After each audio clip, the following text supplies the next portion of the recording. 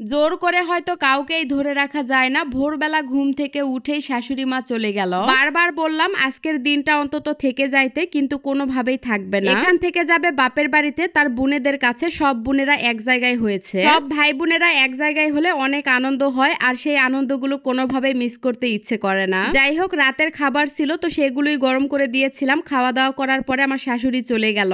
আপনাদের ভাইয়া এখনো ঘুম থেকে ওঠেনি, রাতেই বলে রেখেছিল ভোরবেলা চলে যাবে, তাই আর ডাকা হয়নি। যাই হোক, আমার শাশুড়িকে বিদায় দেওয়ার পরে একটু ঘুমিয়েছিলাম। ঘুম থেকে উঠে এখন দুপুরের জন্য রান্না বান্না করব। বাসায় যেহেতু দুইজন মেহমান আছে তাই রান্না বান্না করতেই হবে। রান্না না করলে তারা আর খেতে পারবে না। তো ফ্রিজ থেকে মাছ এবং গরুর মাংস বের করে ভিজিয়ে রেখেছিলাম। ট্যাংরা মাছ রান্না করব আর গরুর মাংস রান্না করব। এমন সময় আপনাদের ভাইয়া বলল গরুর মাংস দিয়ে আলু ঘাটি রান্না করার জন্য, তাই আবার আলু সিদ্ধ বসিয়ে দিলাম। আর এদিকে আদা রসুন বাটা শেষ হয়ে গিয়েছিল। আপনাদের ভাইয়া আর আমি দুইজন মিলে আদা রসুন গুলো সিলে এখন বেটে নিচ্ছি। আমার যখন অতিরিক্ত কাজের চাপ হয়ে যায় তখন আপনাদের ভাইয়া আমার প্রতিটা কাজে এভাবে সাহায্য করে। সে যেটাই করুক না কেন আমার কাজে একটু হলেও সাহায্য হয়। অনেকেই আছে বইয়ের কাজে একটুখানি হেল্প করলে নাকি তারা ছোট হয়ে যায়। মোটেও এমন না, বইয়ের কাজে হেল্প করলে কখনো সম্মান চলে যায় না, বরং আরো সম্মান বাড়ে। স্বামীর প্রতি আলাদা সম্মান এবং ভালোবাসা জন্মে, যেটা আসলে দেখানো সম্ভব না। যাই হোক, এদিকে গরুর মাংস বসিয়ে দিলাম। প্রথমে গরুর মাংস ভালোভাবে রান্না করে নিব। এদিকে আলুও প্রায় সিদ্ধ করা হয়ে গেছে। হাত দিয়ে একটা আলু তুলে দেখে নিলাম ঠিকঠাক সিদ্ধ হয়েছে কিনা। তারপরে আলুর পাতিলটা নামিয়ে রাখলাম। এখন ট্যাংরা মাছের তরকারিটা রান্না করব। এগুলো নদীর ট্যাংরা মাছ। নদীর ট্যাংরা মাছ খেতে কিন্তু অনেক বেশি স্বাদ লাগে। সামান্য একটু হলুদ, লবণ আর গুঁড়া মরিচ দিয়ে ভালোভাবে মেখে নিলাম। হালকা করে ভেজে রান্না করলে ভালো লাগবে।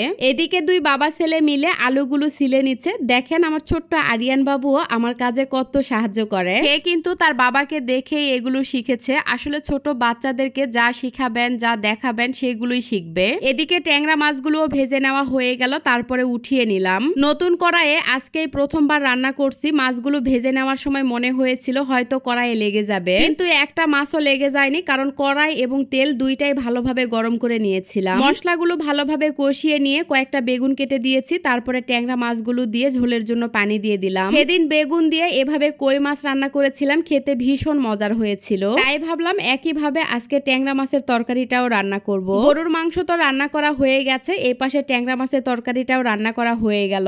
একবারে মাখা মাখা ঝোল রেখে আমি তরকারিটা নামিয়ে নিচ্ছি। বেগুন দিয়ে এই তরকারিটা রান্না করলে আসলে অনেক বেশি স্বাদ লাগে। দুইটা তরকারি তো অলরেডি রান্না করা হয়ে গেল। এখন গরুর মাংস দিয়ে আলু ঘাটি রান্না করব। এই রান্নাটা কিন্তু প্রতিটা অনুষ্ঠান বাড়িতে রান্না করা হয়, বলা চলে উত্তরবঙ্গের সবচেয়ে জনপ্রিয় একটা রান্না এটা। মশলাগুলো ভালোভাবে কষিয়ে নেওয়ার পরে আমি ম্যাশ করা আলুগুলো দিয়ে দিলাম। তারপরে কিছুটা কাঁচামরিচ দিয়ে দিলাম আর 2-3টা টমেটো কেটে দিলাম। টমেটো দিয়ে এই তরকারিটা রান্না করলে অনেক বেশি স্বাদ হয়, মুখে লেগে থাকার মতো। আলু ঘাটি কিন্তু অনেক সময় নিয়ে কষাতে হয়, এতে করে রান্নার স্বাদ ভালো হয়। আমি ভালোভাবে কষিয়ে নিয়েছি, তারপরে রান্না করা মাংসগুলো দিয়ে দিলাম। এই আলু ঘাটি কিন্তু গরুর মাংসের পরিবর্তে মাছের মাথা অথবা ডিম সিদ্ধ করে ডিম ভেজে দিয়েও রান্না করা যায়। আপনাদের ভাইয়ার সবচেয়ে পছন্দের রান্না হচ্ছে এই আলু ঘাটি, যেটা কয়েকদিন পর পর রান্না করে তাকে খাওয়াতে হয়। কিছুক্ষণ পরে আমার রান্নাটা করা হয়ে গেল। ঝোলের পরিমাণ একটু বেশি রেখে তরকারিটা নামিয়ে নিতে হবে, নইলে নামানোর পরে ঝোল টেনে যাবে। আজকে সবাইকে দাওয়াত করা হয়েছে, তাই বড় একটা পাতিলে আলু ঘাটি রান্না করলাম। রান্না বান্না শেষ, এখন সবাই মিলে একসাথে খাওয়া দাওয়া করব।